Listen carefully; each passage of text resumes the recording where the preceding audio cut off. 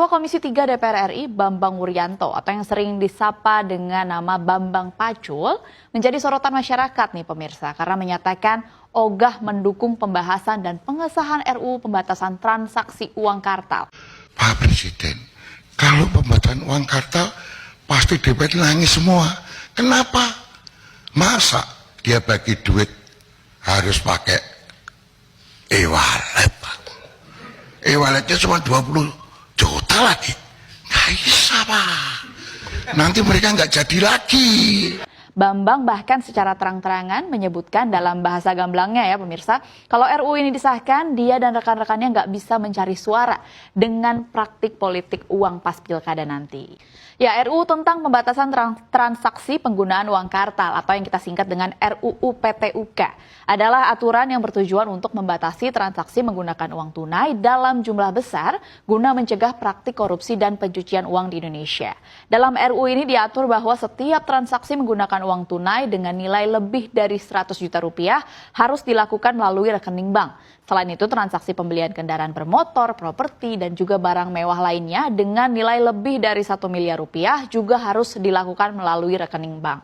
Nah, kalau kita lihat di draftnya pada pasal 3 ayat 2, diatur bahwa setiap orang dilarang melakukan transaksi uang kartal dengan nilai di atas 100 juta rupiah atau dengan nilai setara itu, baik dalam satu kali maupun beberapa kali transaksi dalam satu hari di wilayah negara kesatuan Republik Indonesia, kecuali ditentukan lain dalam undang-undang ini. Nah, kalau kita lihat di ayat selanjutnya diatur bahwa transaksi dengan nilai di atas 100 juta rupiah atau yang nilainya setara dengan itu, sebagaimana dimaksud pada ayat 2 wajib dilakukan secara non tunai begitu. Nah, RUU ini juga mengatur tentang sanksi bagi pelanggar. Jika terbukti melakukan transaksi menggunakan uang tunai dengan nilai yang lebih dari batas yang telah diatur, pelaku dapat dikenakan sanksi administratif berupa denda sebesar 30% dari nilai transaksi tersebut. Dan selain itu pelaku juga dapat dikenakan sanksi pidana berupa hukuman penjara dan denda yang lebih berat. Cukup tinggi ya hukumannya pemirsa kalau kita lihat. Lalu sebenarnya sudah sampai manakah progres RUU ini untuk disahkan? Kita lihat ke slide selanjutnya.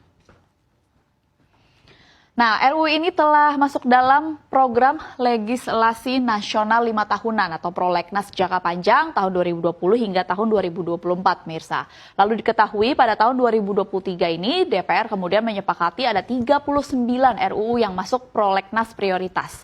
Dari daftar prolegnas prioritas 2023, RUU perampasan aset terkait tindak pidana yang disinggung juga oleh Menko Polhukam Mahfud MD saat RDP kemarin memang masuk di dalamnya sebagai usulan dari pemerintah. Namun sayangnya RUU PTUK nggak masuk nih ke dalam 39 RUU yang masuk ke prolegnas prioritas 2023. Meskipun RUU ini telah mendapatkan dukungan dari beberapa pihak, dari berbagai pihak, tapi ya gitu deh pemirsa, beberapa anggota DPR mengekspresikan keberatannya terhadap RUU ini karena dianggap akan memberikan dampak negatif pada sektor usaha dan dapat mengurangi kebebasan masyarakat dalam menggunakan uang kartal atau uang cash begitu ya. Yaitu sih alasan formalnya. Kalau alasan lapangannya nih kata Bambang Pacul, RUU ini dikhawatirkan bikin anggota dan calon anggota DPR nggak bisa melakukan money politik ke warga yang punya suara pas momen pilkada nanti. Jadi aturan ini masih berhenti di meja para anggota pembuat undang-undang yang katanya butuh suara untuk terpilih lagi di periode selanjutnya. Dengan adanya RUU PTUK ini diharapkan sebenarnya dapat memperkuat upaya pemerintah dalam memerangi korupsi dan pencucian uang di Indonesia. Karena mengacu dari laman resmi Indonesia Corruption Watch, RUU tersebut sebenarnya sudah ada sejak 2017 tetapi tidak pernah dibahas meskipun telah masuk dalam daftar prolegnas 5 tahunan. Padahal kalau kita lihat praktik suap menyuap seringkali terjadi dalam bentuk serah terima uang tunai begitu ya. Berdasarkan catatan KPK sendiri setidaknya terdapat 791 kasus yang ditangani oleh KPK pada periode 2004 hingga 2021, di mana pola transaksi secara tunai juga sering terjadi dalam tindak pidana pencucian uang. Tujuannya untuk mengaburkan dan juga menghapus jejak transaksi dan aliran dana kotor tersebut.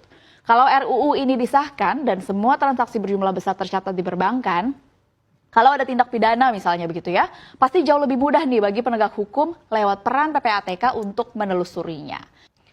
Berbagai perspektif dan saya juga setuju menilai bahwa RUU PTUK dan juga RUU perampasan aset adalah dua aturan yang bisa menjadi tolok ukur seseorang, terutama anggota legislatif, komit atau enggak nih dalam upaya pemberantasan korupsi di Indonesia.